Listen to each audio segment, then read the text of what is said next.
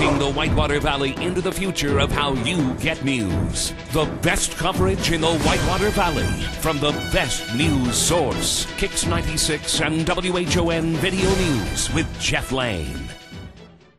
How many lives are improved through our STOP program, teaching kids the benefits of healthy eating and exercise? More than you know. More Than You Know is closer than you think. Reed Hospital and Healthcare Services. Welcome to Kicks 96 and WHON Video News. It's Wednesday, April the 16th. I'm Jeff Lane. Here's a follow-up to yesterday's report on Marvell Industries in Richmond. As we reported yesterday, Marvell's future is in jeopardy after a visit from corporate leaders last week. Those leaders cited slumping sales and poor quality of work among reasons for considering closing either the Richmond plant or a sister company in Michigan. But attendance at Marvell is also a key issue. On an average day, about 15% of Marvell employees are out.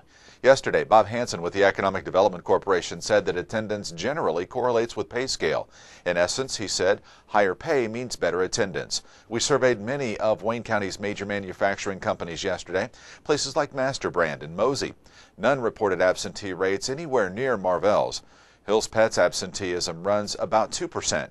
Yesterday, MEG in Cambridge City had perfect attendance, and they employ 157 people. A decision on Marvell's future in Richmond will reportedly be made in about 2 weeks. The company employs roughly 135 people locally.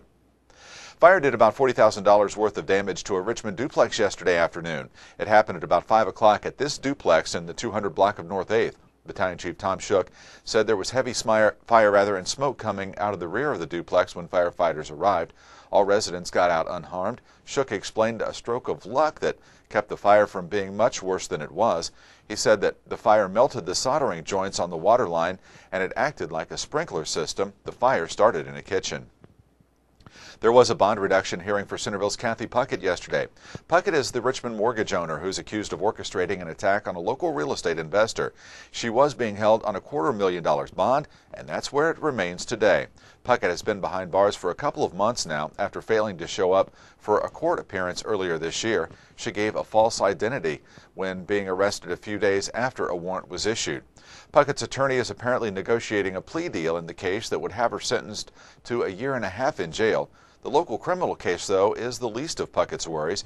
She continues to be the subject of an FBI investigation into various mortgage frauds.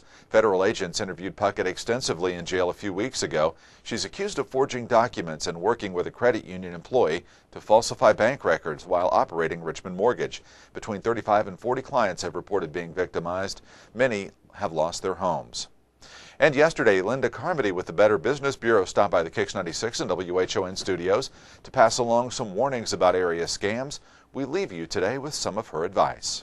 Well, you know, the consumers need to be aware of the problems that we're going to face with this economic stimulus package. They need to be aware that any time there is confusion about anything, that the crooks are going to just step right in and take advantage of that. So we know when these checks start going out, the first part of May, we're knowing that the crooks are probably going to send counterfeit checks. It's going to look like it comes from the IRS. It's going to have the IRS logo. It's going to have the blue and the white. And the letter is probably going to say something like, we're sending you your rebate check, but you need to wire a certain fee to the third-party processor. Well, there is no third-party processor. The IRS has your information. They don't need it again. So whether it's by phone, whether it's by email, whether it's in the mail, just don't respond to this.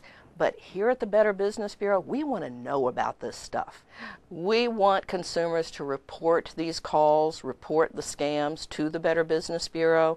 We want to know about them because we want to be able, just like I'm doing today, we want to educate other consumers so that they will think, ah, I heard something about that. I'm not going to fall for this. Leading the Whitewater Valley into the future of how you get news. The best coverage in the Whitewater Valley from the best news source. Kicks 96 and WHON Video News with Jeff Lane.